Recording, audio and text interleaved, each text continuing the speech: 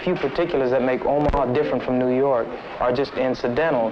The problem exists because white people think they're better than black people, and they want to oppress us, and they want us to allow ourselves to be oppressed. This is the I agree with you perfectly. This is the basic problem.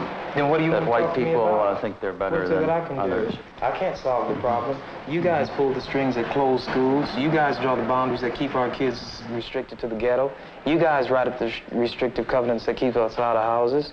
So it's up to you to talk to your brothers and your sisters and persuade them that they have a responsibility. We've assumed ours for over 400 years, and we're tired of this kind of stuff now. We're not going to suffer patiently anymore. No more turning the other cheek.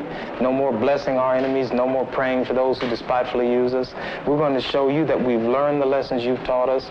We've studied your history, and you did not take over this country by singing "We Shall Overcome." You did not gain control of the world like you have it now by dealing fairly with a man and keeping your word. You're treaty breakers, you're liars, you're thieves, you rape entire continents and races of people. Then you wonder why these very people don't have any confidence or trust in you. Your religion means nothing. Your law is a farce, and we see it every day. You demonstrated it in Alabama. And I can say you because you're part of the whole system. You profit from it. In fact, you make your living from it. You couldn't walk around and talk to people, stand up in your pulpit on Sunday and preach nice little songs and say, now we're going to give thanks to the Lord for he is good and old Jesus be among us. As far as we're concerned, your Jesus is contaminated, just like everything else you tried to force upon us is contaminated. Well, so you can have him. And here's what I'll say. I wish you would follow Jesus like we followed him. Because if you did that, then we'd be in charge tomorrow. I think the problem is so bad that we can have no understanding at all.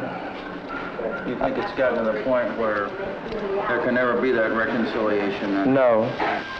You talk about justice, and it means one thing to you, and we talk about it and means something else to us. And it'll always be that way.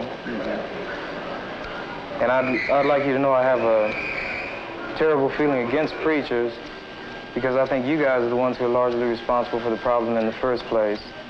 And you can accept it or not any way you choose. And for you, this may be an excursion, you know, across the line. What about the person that wants to listen? I genuinely feel that I want to listen.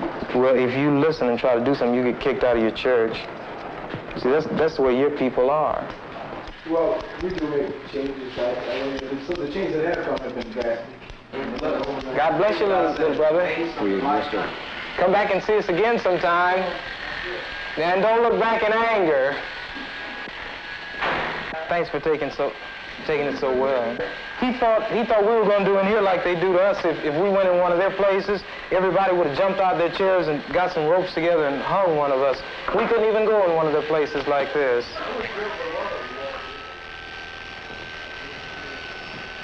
Right, Daniel? Yeah. Right.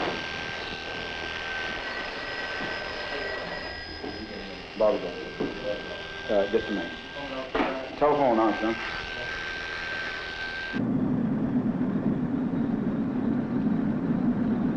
Well, here's where we are. We've confessed our sins. We've tried to open up and say, doggone it, we did this. We did do it. We're all guilty, terribly guilty. But what do we do now? Do we sit around in despair? If we do, then let's all knock ourselves off and get the heck off the earth. Or do we try to live together and work out a better life?